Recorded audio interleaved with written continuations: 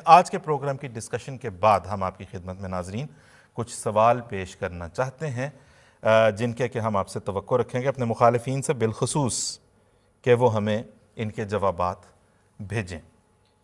پہلا سوال آپ کے سامنے، آپ کے نزدیک خلیفۃ المسلمین جسے آپ منتخب کریں گے وہ کس فرقے سے منتخب کیا جائے گا تاکہ وہ ساری امت کے لیے قابل قبول ہو؟ سوال اچھی طرح پڑھ لیں، الٹے پلٹے جواب نہ بھیجیں۔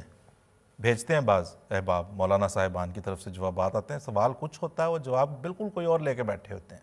تو سوال اچھی طرح پڑھ کے سمجھ کے جناب، آپ کے نزدیک خلیفۃ المسلمین کس فرقے سے منتخب کیا جائے گا تاکہ وہ ساری امت کے لیے قابل قبول ہو؟ نام بتا دیں ہمیں پلیز۔ اگلا سوال دیکھ لیں۔ آپ کے مطابق خلیفۃ المسلمین کل عالم اسلام کا سربراہ ہوتا ہے۔ اگر وہ خلیفہ کسی بھی اسلامی ملک سے ہوا، مثلا فرض کر لیں پاکستان سے ہی ہوا یا کہیں سے دوسرے کسی ملک سے، تو کیا دوسرے اسلامی ممالک اپنی ریاستیں، اپنی حکومتیں، اپنی عسکری قوتیں اور خزانے اس کے سپرد کر دیں گے؟ آپ کی ڈیفینیشن یہ ہے کہ جی جو امت مسلمہ کا خلیفہ ہوتا ہے وہ پوری امت کا سربراہ ہوتا ہے، اس کے پاس پوری جو عالم اسلام اس وقت کا جو ہوتا ہے وہ اس کی سلطنت گویا ہوتی ہے، وہ اس کا حکمران ہوتا ہے، سب کچھ اس کا۔ کیا کر دیں گے؟ یہ آپ سے ہم پوچھ رہے ہیں، آپ ہمیں بتائیں۔ اگلا سوال دکھا دیں جی، سوال نمبر 3۔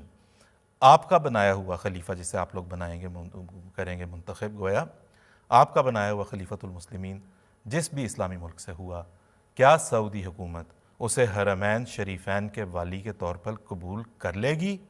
اگر نہیں تو وہ آپ کے نظریہ خلافت کے مطابق خلیفہ کیسا ہوگا؟ کیسے ہوگا وہ خلیفہ؟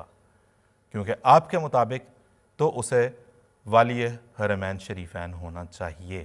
اگر وہ نہیں ہوگا، ٹھیک ہے جی، سوال نوٹ آپ نے کر لیا ہوگا، اگر وہ والی نہیں ہوگا ان کا تو وہ آپ کی اپنی بنائی ہوئی ڈیفینیشن کے مطابق اس کی خلافت تو وہیں پہ انویلیڈیٹ ہو جائے گی۔ آپ ہی بنائیں گے، آپ ہی انویلیڈیٹ کریں گے۔ اس کی وجہ یہ ہے، ممکن نہیں ہے کہ خلافت کوئی تنظیم، کچھ لوگ مل جل کے جو ہے وہ آپس میں بنا لیں۔ پروگرام کا جناب ہمارا اس وقت اختتام پہ ہم ہیں۔ یہاں ہم نے ایک چیلنج پیش کرنا ہے آپ کے سامنے۔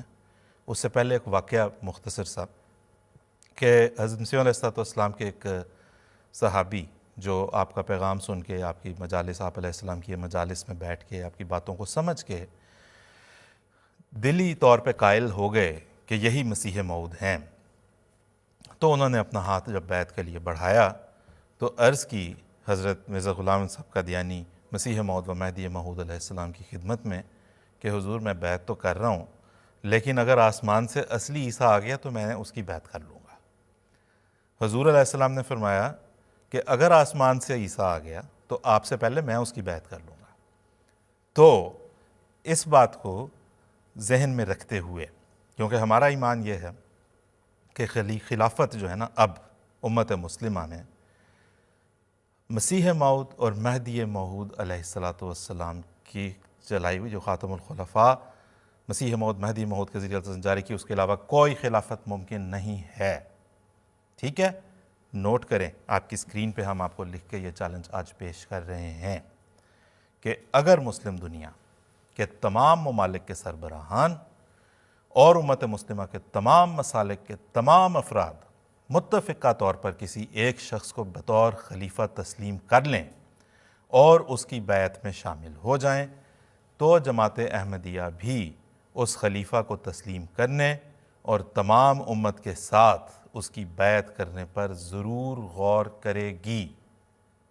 ٹھیک ہے جی، نوٹ فرمائے، ذرا رہنے دیں اسکرین پہ، تصویر لے لیں اپنے کیمرے سے، بار بار پڑھیے گا اور سوچئے گا چیلنج آپ کے لیے کیوں ہے۔ ٹھیک ہے جی، میرا خیال اب نوٹ کر لیا ہوگا انہوں نے، احباب نے۔ چیلنج آپ کے لیے کیوں ہے؟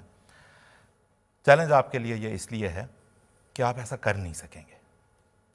جائیں ڈھونڈیں، انگریزی میں بھی دیکھ لیں، A challenge from the Ahmadiyya Muslim Jamaat. If all the leaders of Muslim countries and the entire Muslim Ummah unanimously agree upon an individual as the Khalifa and associate themselves with him by means of bayat, then the Ahmadiyya Muslim Jamaat will most certainly be prepared to consider accepting such a Khalifa and associating with him through bayat along with the entire Ummah. تو جناب لے کے آنے والے بنے۔ لے آئیں گے، ہم نے تو کہہ دیا. تو یہ چیلنج بھی ہے، ایک پیشکش بھی ہے، ایک وعدہ بھی ہے. یہ ہوگا کبھی بھی ہو نہیں سکتا. ہو نہیں سکتا، یہ ممکن نہیں ہے. اگر ہے کر کے دکھا دیں، اس کے بعد دیکھیں.